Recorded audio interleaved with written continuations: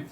यहूदा की पत्री, उसमें एक ही अध्याय है और उसका पहले पद से एक बार हम पढ़ेंगे। यहूदा की पत्री, उसका पहले यहूदा की ओर से जो यीशु मसीह का दास हाँ। और याकूब का भाई है। यहूदा की ओर से जो यीशु मसीह का दास और याकूब का, बाइबल कहती भाई है। ये यहूदा जो है वह यीशु मसीह का बोलना चाहिए सौतेला भाई है।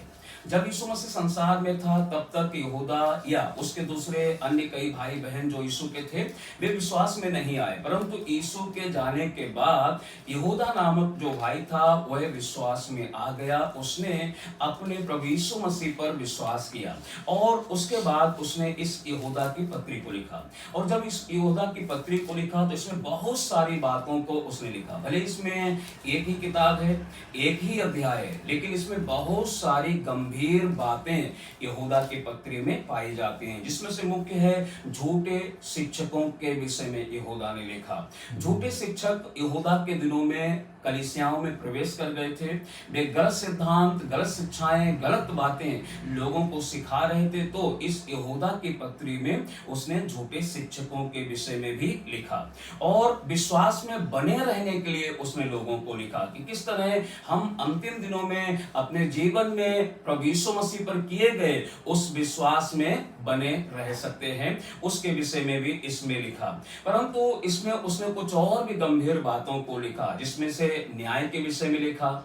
यदि हम देखें तो इस यहूदा की पत्री में परमेश्वर ने 3 बातों का या 3 लोगों का न्याय किया।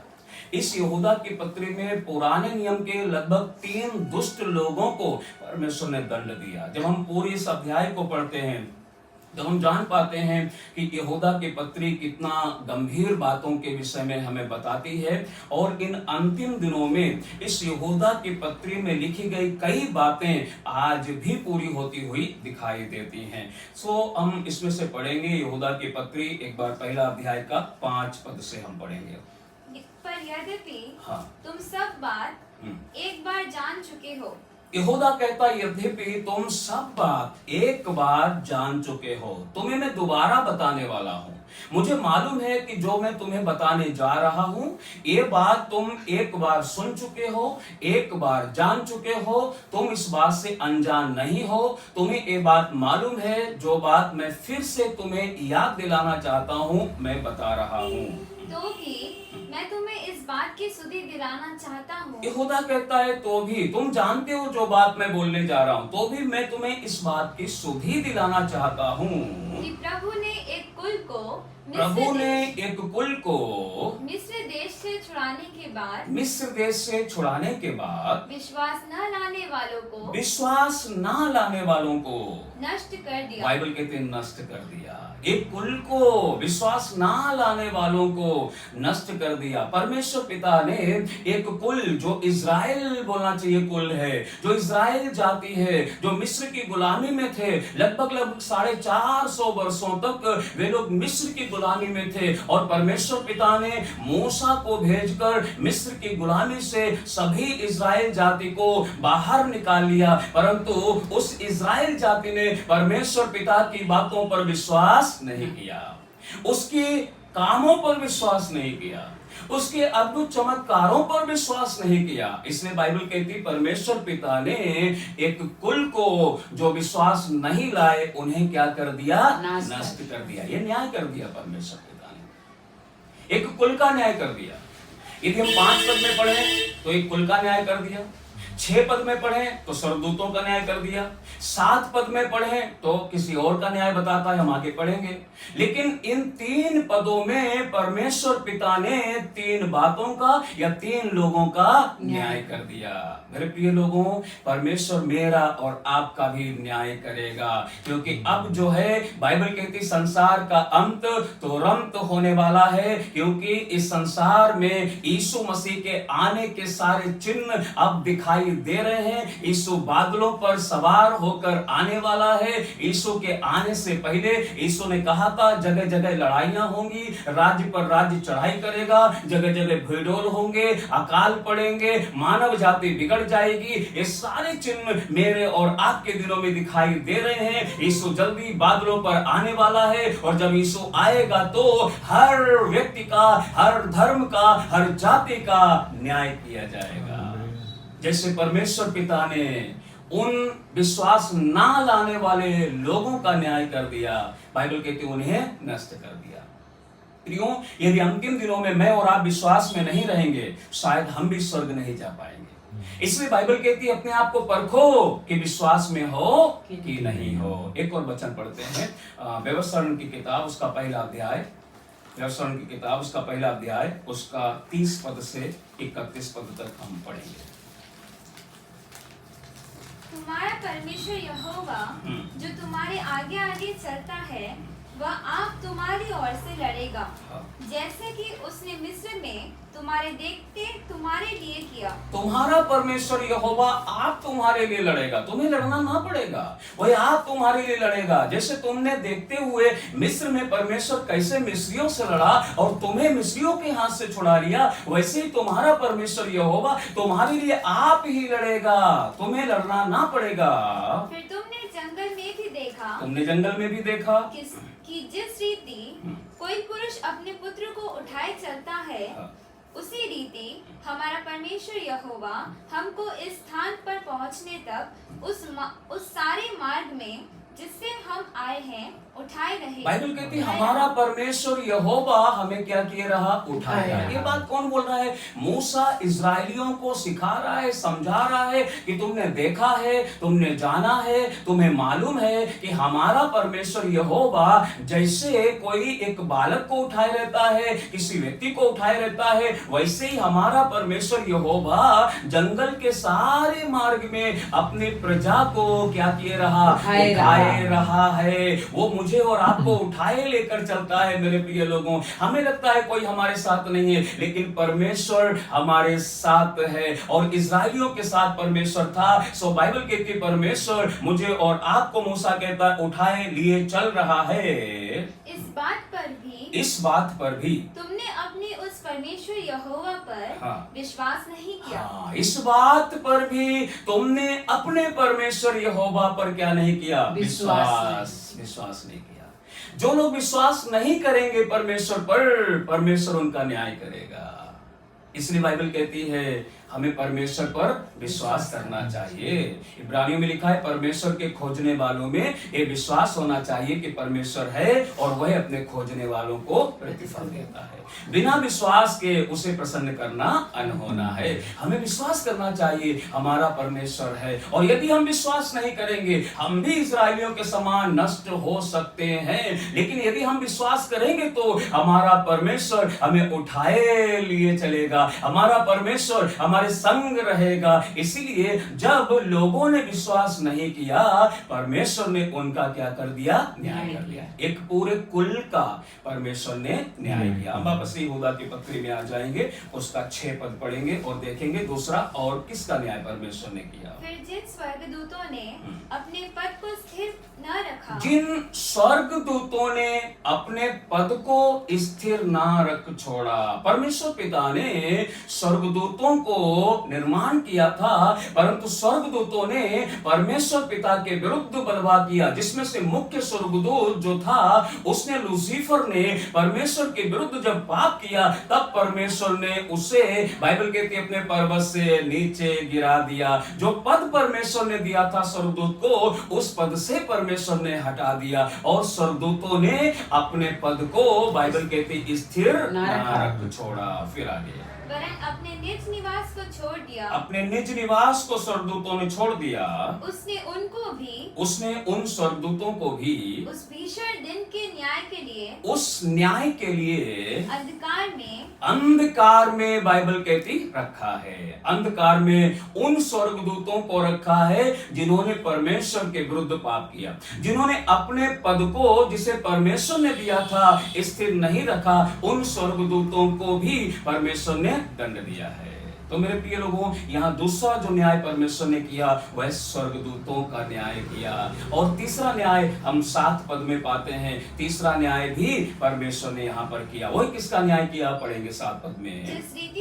जिस रीति से सदोम और अमोरा और उनके आसपास के नगर जो इनके समान व्यभिचारी हो गए जो बाइबल कहती इनके समान व्यभिचारी हो गए थे, सदोम अमोरा के समान, सदोम अमोरा के आसपास के नगर के लोग भी सदोम अमोरा के नगर में रहने वाले लोगों के ही समान व्यभिचारी हो गए थे। मेरे प्रियो, आज इस संसार के अंदर व्यभिचार का पाप बढ़ता चला जा रहा है। लोग उम्र नहीं देख रहे, छोटी बेटियां हैं कि बड़ी औरतें हैं, लोग उम्र नहीं देख रहे।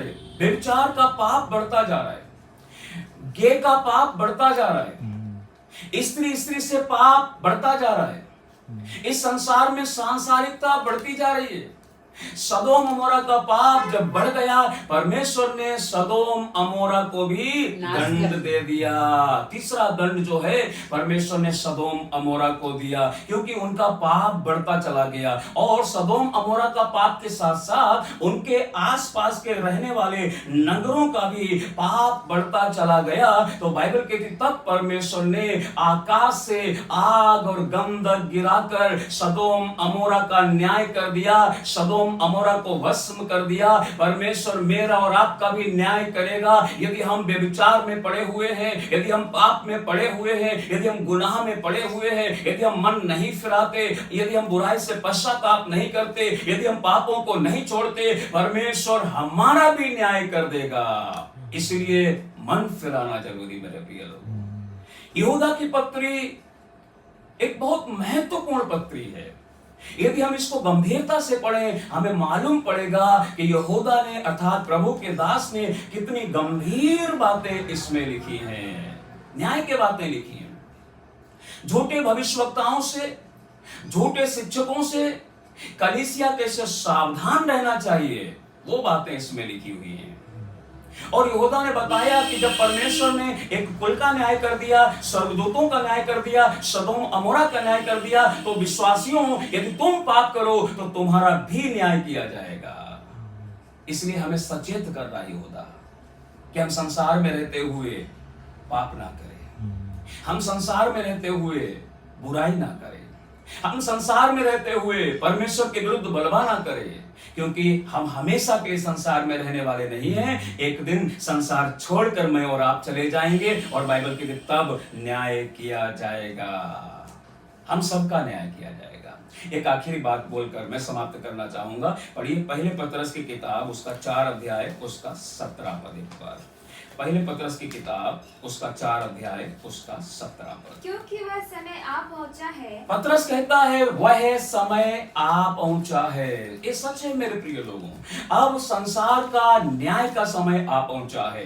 अब मेरे और आपका न्याय होने का समय आ पहुंचा है। अब यीशु मसीह के दूसरे आगमन का समय, यीशु मसीह के वापस बादलों पर आने का समय आ पहुंचा है। अब कलीसिया का उठाए जाने का समय आ पहुंचा है। अब इस संसार में पाप और बुराई के लोगों को दंड देने का समय आ पहुंचा है। पतरस कहता है अब वह समय आ पहुंचा है कि पहले परमेश्वर के लोगों का न्याय किया जाए, परमेश्वर के लोगों का न्याय किया जाए। पहले मेरा और आपका न्याय किया जाएगा, बाद में अन्य जातियों का न्याय किया जाएगा, बाद में उन लोगों का न्याय किया जाएगा जो प्रभु यीशु मसीह को नहीं मानते, नहीं जानते। लेकिन सबसे पहले उनका न्याय किया जाएगा जो यीशु मसीह को जानते और मानते हैं। यदि हम जानते हैं यीशु मसीह को, यदि हम यीशु मसीह को मानते हैं, तो हमें और सावधान रहना चाहिए, क्योंकि न्याय सबसे पहले हमसे शुरू होगा। और परमेश्वर हमसे न्याय इसलिए शुरू करेगा सबसे पहले, यदि हमने सब कुछ जानने के बाद भी पाप किया,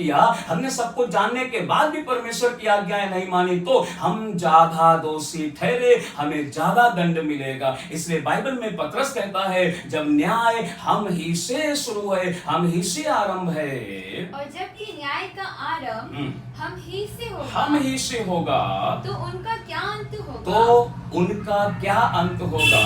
जो परमेश्वर के सुसमाचार को नहीं मानते। जो परमेश्वर के सुसमाचार को नहीं मानते प्रियो, उनका अंत और ज्यादा बुरा होगा, क्योंकि वे परमेश्वर के सुसमाचार को नहीं मानते। लेकिन यदि हम मानते हैं फिर भी उसके अनुसार नहीं चलते तो हमारा भी अंत बुरा हो सकता है। सो परमेश्वर न्यायी परमेश्वर है, परमेश्वर हम सबका न्याय करेगा। इस यहूदा की पत्री में परमेश्वर ने 3 लोगों का न्याय कर दिया, परंतु इसी यहूदा की पत्री में यहूदा कुछ और बात मुझे और आपको बताना चाहता है। वो एक आखिरी पद पढ़कर हम प्रार्थना करने जा रहे हैं। इस यहूदा की पत्री एक बार उसका 20 पद से पढ़िए, 20 पद से। पर हे प्रियो, तुम अपने अति पवित्र। यहूदा अभी 3 आज्ञाएं यहाँ पर दे रहा है। हे प्रियो, मुझे सुनने वाले लोगों, मेरी आज्ञाओं पर चलने वाले लोगों, प्रभु की इच्छा के अनुसार जीने वाले लोगों, तुम अपने अति पवित्र विश्वास में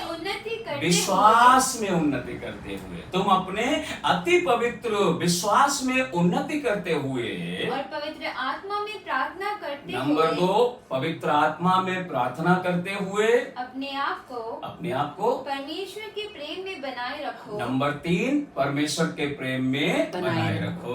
तुम अपने आप को परमेश्वर के प्रेम में बनाए रखो। यदि हम पवित्र आत्मा में प्रार्थना करते हुए, विश्वास में आगे बढ़ते हुए अपने आप को परमेश्वर के प्रेम में बनाकर चलेंगे तो हम इस न्याय से बच पाएंगे, अर्थात न्याय के दंड से बच पाएंगे। और यदि हम विश्वास में नहीं बने रहते हैं, हम पवित्र आत्मा के चलाए नहीं चलते हैं, हम अपने आप को परमेश्वर के प्रेम में बनाए नहीं रखते हैं, तो एक दिन मेरा और आपका न्याय होगा तो निश्चय हमें भी दंड मिल सकता है मेरे प्रिय लोगों। इसलिए यहूदा 3 आज्ञाएं कलीसिया को दे रहा है कि तुम अपने आप को विश्वास में बनाए रहो, तुम अपने आप को पवित्र आत्मा में बनाए रहो, पवित्र आत्मा के चलाए चलते रहो, और तुम अपने आप को प्रभु यीशु के प्रेम में बनाए रखो, ताकि जब तुम्हारा न्याय हो तुम न्याय के आसन के सामने खड़े रहने के योग्य बन सको और पिता परमेश्वर की धन्य संतानें कहलाए जा सको, और पिता परमेश्वर अर्थात यीशु मसीह के साथ तुम स्वर्ग के वारिस बन जाओ। नहीं तो पिता परमेश्वर हम सबका न्याय करेगा। सो प्रभु इन वचनों के द्वारा हम सब लोगों को आशीष दे।